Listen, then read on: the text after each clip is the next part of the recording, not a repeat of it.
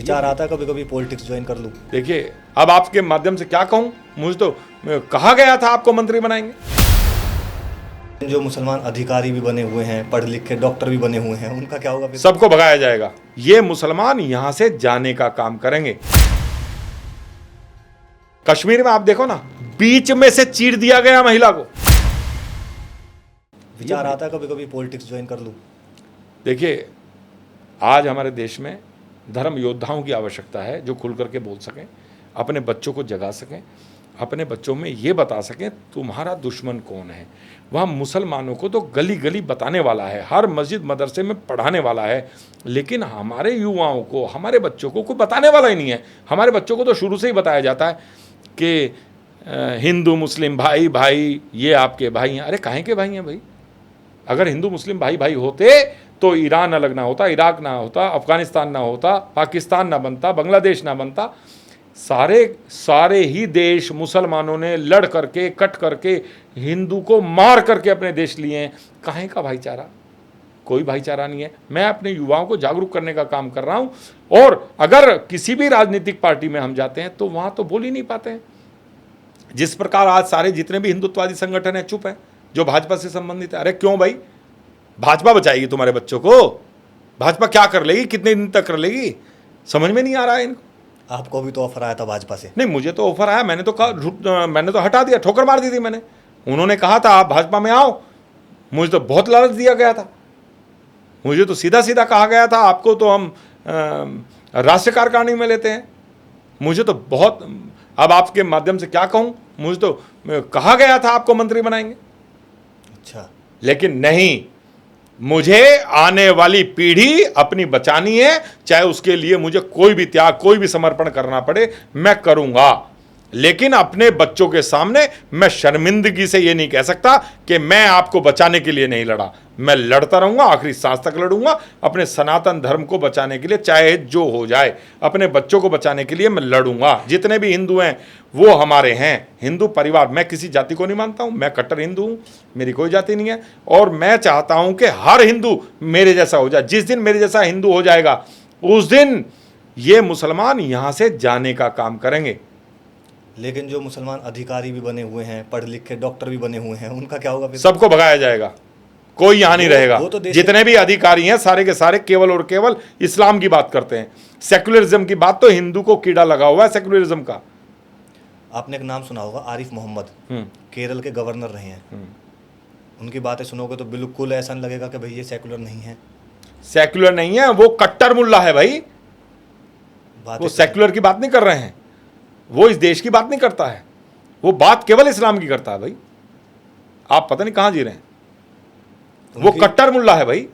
उनकी छवि आप कहीं भी देख लो, न्यूज़ चैनल्स पे देख लो, छवि बहुत अच्छी है। वो भाईचारे की बात करते हैं, मतलब हिंदू मुस्लिम भाईचारा। भाईचारा तो भाई ये जब तक कम है भाईचारे की बात करेंगे। जिस दिन ये बढ़ गए उस दिन कत्लेआम करेंगे, उसी दिन हिंदू को समाप्त करेंगे। भाईचारे वाले तो वहां भी थे ना बांग्लादेश में, आपने अभी कुछ ही दिन पहले देखा है। सारे हिंदू को मार दिया, काट दिया, भगा दिया। महिलाओं के साथ 20-20, 50-50 लोगों ने बलात्कार किया है, वो भी तो देखा है, पूरे देश ने देखा है भाई। मैं नई बात नहीं बता रहा हूं। कश्मीर में आप देखो ना, बीच में से चीर दिया गया महिला को।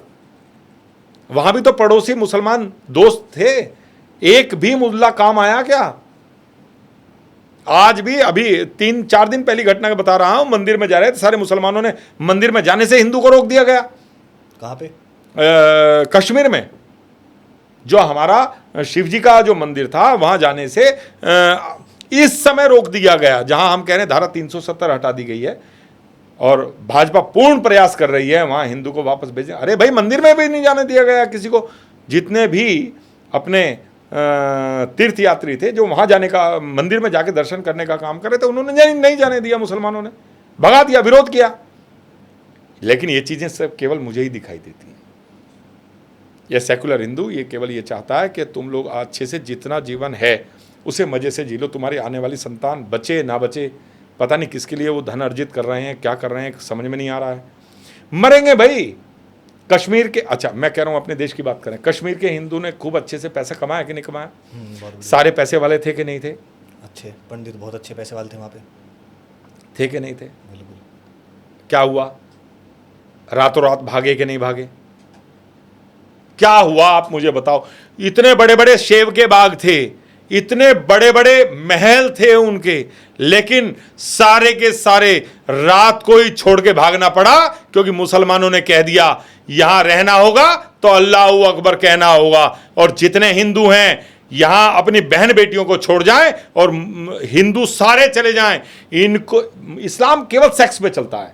आपके चैनल के माध्यम से बड़ी बात कह रहा हूं, क्योंकि कश्मीर में उन्होंने कहा था सारी महिलाओं को यहां छोड़ के जाओ और आदमी सारे भाग जाओ। तो क्या है, क्या करना चाहिए उन्हें महिलाओं से, क्यों कह रहे थे वो?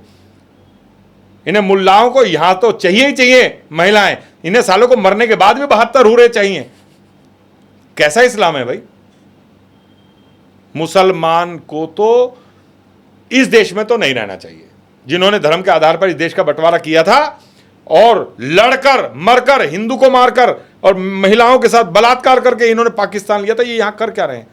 मैंने तो लेकिन ये बात सुनी है, सभी का खून है इस मिट्टी में शामिल, किसी के बाप का हिंदुस्तान थोड़ी है। बिल्कुल मिट्टी में शामिल है। उनका मारने में, हिंदू का मरने में खून शामिल है।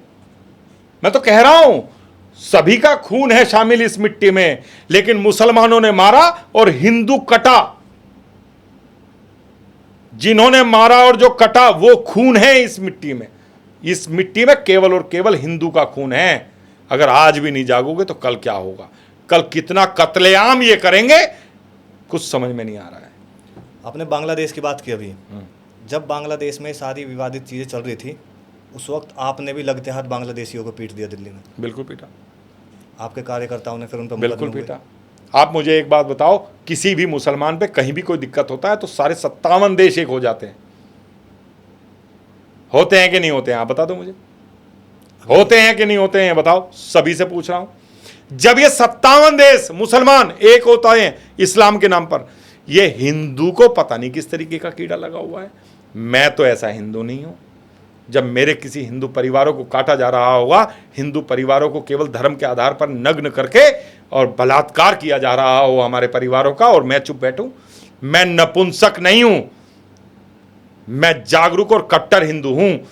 किसी भी पूरे विश्व में कहीं भी हिंदू पर कोई परेशानी होगी तो मैं उसका साथ देने का काम करूंगा, और जो उन्हें परेशान करने का काम करेंगे मैं उन्हें यहां से भगाने का काम करूंगा।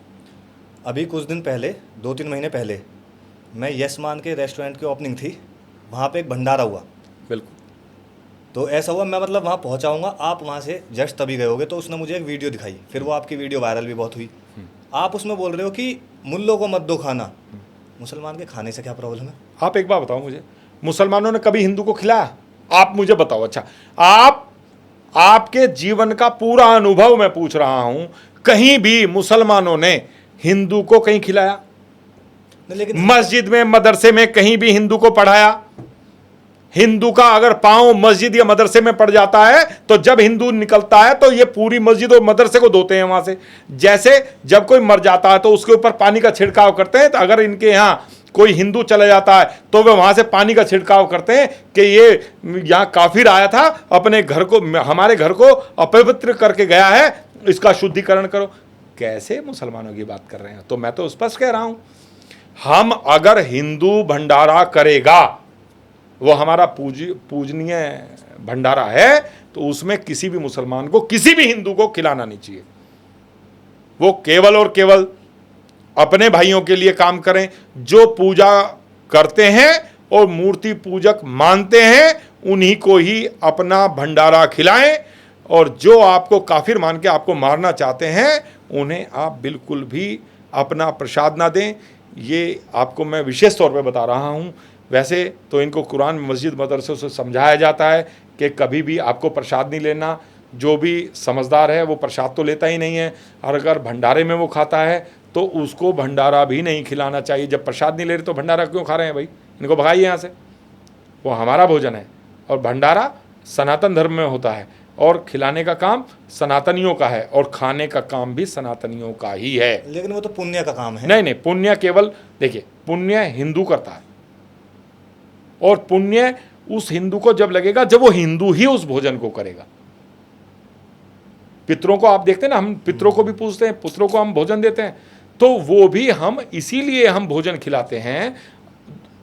अपने हिंदू भाइयों को कि हमारा जो भी किया हुआ पुण्य है या अगर हमसे कोई भूल चूक हो गई है, कोई गलती हो गई है, तो हमारे भाइयों में सब में वो भोजन जाए। भूखे को खाना खिलाने का काम हमारा है। लेकिन कभी भी मुसलमानों ने किसी हिंदू को भोजन दिया? कभी नहीं दे सकते। तो भैया मैं तो स्पष्ट कहता हूं, भंडारा सभी हिंदू को खिलाना चाहिए। कोई मुसलमान लाइन में लगा हो तो उसे भगा देना चाहिए। यस मान ने मुझे एक फोटो और दिखाया, उसमें आप योगी जी के साथ बैठे हुए हो और एक कहानी भी बताई उसके पीछे, गाजियाबाद रेलवे स्टेशन ऐसा कुछ, वो आपके मुंह से सुनना चाहता हूँ मैं। देखिए, जिस प्रकार का कार्य हम कर रहे हैं ऐसे ही कार्य योगी आदित्यनाथ जी कर रहे थे। उस समय बसपा की सरकार थी, 2012 की बात बता रहा हूँ। अंबेडकर नगर में, क्योंकि योगी जी हिंदू युवा वाहिनी के अध्यक्ष थे, वो हिंदू युवा वाहिनी चला रहे थे। उन्हीं की एक दुर्गा वाहिनी की कार्यकर्ता को मुसलमानों ने मार दिया था।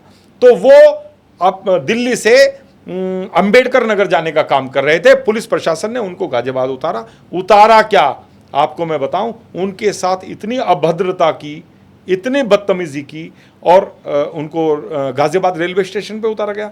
सबसे पहले सूचना मुझे मिली, मैं अपने कार्यकर्ताओं के साथ वहां पहुंचा और मैंने पहुंचने के बाद योगी जी को सम्मानजनक बैठाने के बाद मैंने, क्योंकि उनके साथ एक बैग था, उनकी खड़ाऊ थी, क्योंकि वो खड़ाऊ पहनते हैं, चप्पल मीन्स जो कहते हैं वो खड़ाऊ पहनते हैं। तो वो खड़ाऊ जब पुलिस ने उठा करके हाथों से पांव अलग पकड़ करके योगी जी को उतारा था बदतमीजी करके, तो उनकी चप्पलें वहां गिर गई, बैग वहां गिर गया और बैग चला गया आगे।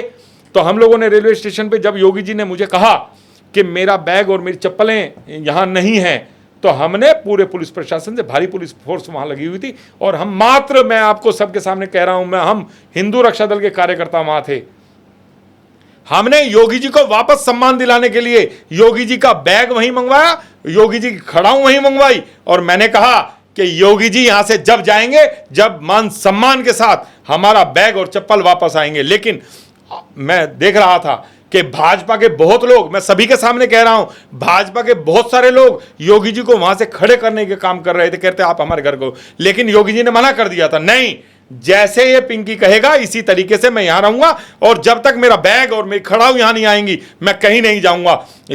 भाजपा उनको उठाने का प्रयास कर रही थी, लेकिन मैंने कहा था योगी जी को, मैंने कहा आप बैठे रहिए, मान सम्मान की लड़ाई है, अगर ये लोग भगवा के साथ खिलवाड़ करेंगे तो मैं भगवा का अपमान कतई बर्दाश्त नहीं कर सकता। और योगी जी को सम्मान वापस दिलाने का काम हिंदू रक्षा दल के कार्यकर्ताओं ने किया था, हमने किया था। और जब योगी जी उठ करके वहां से गए थे, इस विषय पे बात हुई कभी, जब वो मुख्यमंत्री बन गए, इस विषय पे बात हुई हो कि भाई 2012 में ऐसा कुछ हुआ? नहीं, हम करके किसी को जताना नहीं चाहते कि हमने आपके लिए ये किया था। ये तो भगवान का आशीर्वाद है, राम जी का आशीर्वाद है। हम इतने भाई योगी जी धर्म के लिए लड़ रहे थे और हम भी एक धर्म योद्धा थे। हम लोगों ने वहां जाकर के धर्म के लिए लड़ाई लड़ी, हमने योगी जी का मान सम्मान वापस दिलाने का काम किया। आज योगी जी मुख्यमंत्री हैं, मेरे लिए इससे ज्यादा गर्व और गौरव की कोई बात नहीं हो सकती।